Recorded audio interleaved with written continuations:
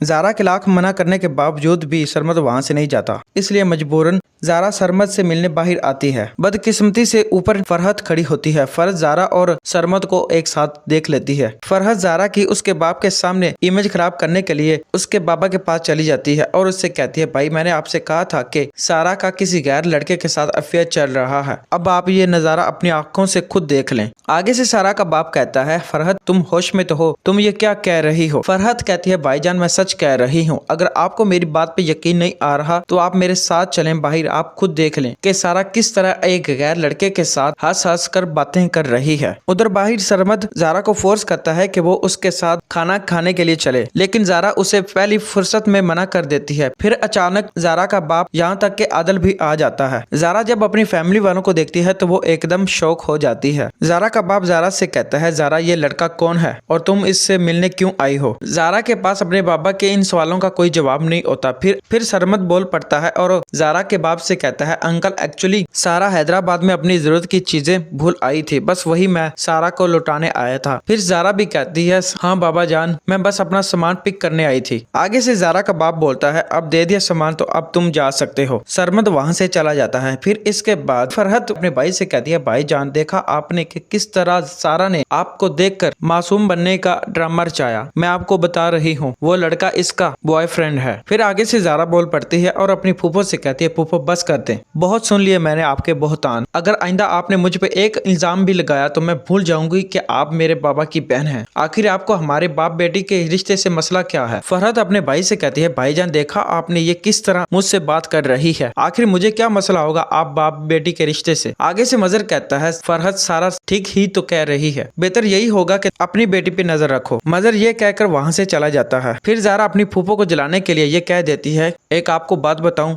सरमद सचमुच मेरा बॉयफ्रेंड है, वो मुझसे मिलने आया था। ये कहकर वो वहाँ से चली जाती है। इसके बाद आदिल ज़ारा से मिलने आता है और अपनी माँ के मिसबिहेव की वजह से ज़ारा से माफी मांगता है। आगे से ज़ारा कहती है, तुम्हें माफी मांगने की कोई जरूरत नहीं है, और पता है मैंने तुमसे अपने और तुम्हारे रिश्ते के लिए वक्त क्यों मांगा था? इसी वजह से मांगा था कि जब तक तुम्हारी माँ का रवैया मेरे साथ ठीक नहीं हो जाता हम दोनों एक नहीं हो सकते। अब बेहतर यही होगा कि तुम अपने रास्ते, मैं अपने रास्ते। ये कहकर ज़ारा अपने कमरे में चली जाती है। इसके बाद आदिल अपनी मम्मा के पास जाता है और अपनी मोम से कहता है, मोम आखिर आपको सारा के साथ मसला क्या है? आखिर आप सारा को उसके हाल पे क्यों नहीं छोड़ देती? आगे से फरहत कहती है, आदिल ये तुम मुझसे किस तरह बात कर रहे हो? जरूर तुम्हें उस 2 टके की लड़की ने पटियां पढ़ा कर भेजा होगा। आगे से आदिल कहता है, मोम सारा आपकी भतीजी है और मेरी कजन है और मैं उसे चाहता भी हूँ। बस मैं ये चाहता हूँ कि आपके सारा के साथ जितने भी इख्तलाफात हैं खत्म कर दें और मामू जान से मेरे रिश्ते की बात करें। फरहत कहती है, ऐसा कुछ नहीं होने वाला, बेहतर यही होगा कि तुम सारा से दूर हो जाओ, वो तुम्हारे काबिल नहीं है, उसका किसी के साथ अफेयर चल रहा है। आगे से आदिल कहता है, बस कर दे मोम,